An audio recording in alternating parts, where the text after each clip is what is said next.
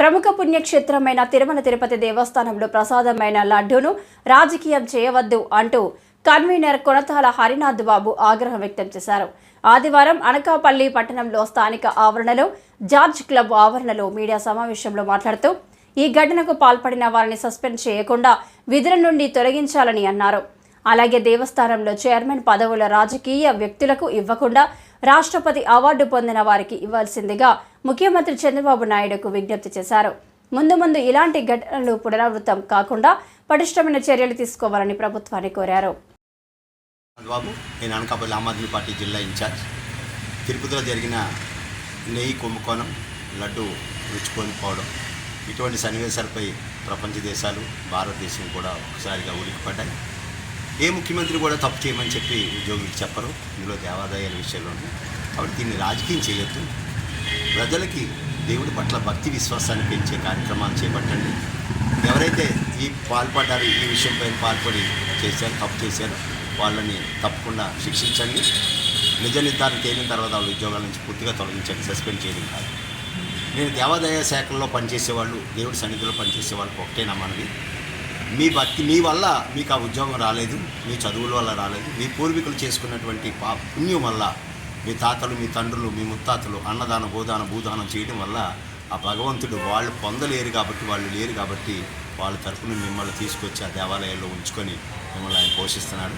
అటువంటి మీరున్న ఇంటినే మీరు కన్నం పెట్టుకుంటే ఇది ఎవరు చెప్పే తీర్పు కాదు. ఇది మీరు ఆ భగవంతుని కాపాడుకుంటే ఆ భగవంతుడు మిమ్మల్ని కాపాడుతాడు. ఆ భగవంతుడు కోట్లాది మంది భక్తుల్ని కాపాడుతూ ఉంటాడు.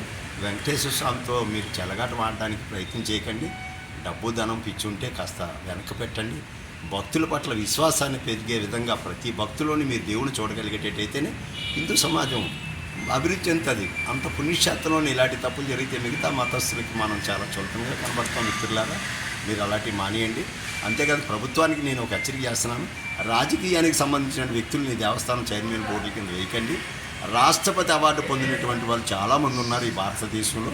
వాళ్ళని ఒక్కొక్క దేవాలయానికి ఒక్కొక్క రాష్ట్రపతి అవార్డు పొందినటువంటి వాళ్ళని చైర్మన్గా నియమించినట్టయితే వాళ్ళు ఎక్కడ కూడా తప్పు చేయకుండా ఉంటారనేది మా పూర్తి విశ్వాసం. మేము కూడా తప్పకుండా భవిష్యత్తులో మా ఆమ్ ఆద్మీ పార్టీ అధికారంలోకి వస్తే రాష్ట్రంలో తప్పకుండా ఢిల్లీలో ఒక్క పొరపాటు కూడా జరగకుండా ఉండడానికి ఆల్రెడీ 5 సంవత్సరాల కిందటే మేము ఒక మంచి ప్రణాళిక తయారు చేసుకున్నాము. అది ఆల్రెడీ మా దగ్గర ఉంది. ఇప్పటికీ కూడా మీ ప్రభుత్వానికి అవసరమైతే ₹1 కూడా పొరపాటు జరగకుండా ఉండడానికి ఏ చర్య తీసుకోవాలో ప్రణాళిక మా దగ్గర ఉంది. మీ అధికారులు సంప్రదిస్తే తప్పకుండా మేము ఇస్తాము. మంచి పేరు వస్తుంది తిరుమల తిరుపతి దేవస్థానానికి. పార్టీ ప్రమేయాలు పక్కన పెట్టండి. మన హిందూ మతాన్ని, మన దేవాలయాన్ని, భక్తులందరినీ కూడా విశ్వాసాన్ని కోల్పోకుండా హిందూ మతాన్ని మనం కాపాడుకోవాల్సిన బాధ్యత మన దేవాదాయ శాఖ అధికారులు, తర్వాత రాజకీయ నాయకులందరూ భుజాల మీద ఉంది. దీన్ని రాజకీయం చేయొద్దు, ఎవరి మీద చల్లుకోకండి. ఏ ముఖ్యమంత్రి కూడా తప్పు చేయమని మాత్రం చెప్పరు మాకు తెలిసినంత వరకు. కాబట్టి ప్రభుత్వం వెంటనే చర్య తీసుకొని ఈ దేవాదాయ చైర్మన్లందరినీ కూడా తొలగించి రాష్ట్రపతి అవార్డు పొందినటువంటి వాళ్ళని నియమించాలని చెప్పి ఆమ్ ఆద్మీ పార్టీ డిమాండ్ చేస్తుంది. అలాగే పొరపాటు చేసిన వాళ్ళు తీర్పు తర్వాత సస్పెండ్ చేయడం కాదు, పూర్తిగా తొలగించాలని చెప్పి కూడా ఉన్నాయి. ఇంకా చాలా పొరపాట్లు అక్కడ జరుగుతున్నాయి. అవన్నీ మా నివేదికలు ఉన్నాయి. అవన్నీ మేము ఇప్పుడు వెల్లడించాలని సిద్ధంగా లేము. మా ప్రభుత్వం వచ్చేటప్పుడు వాటి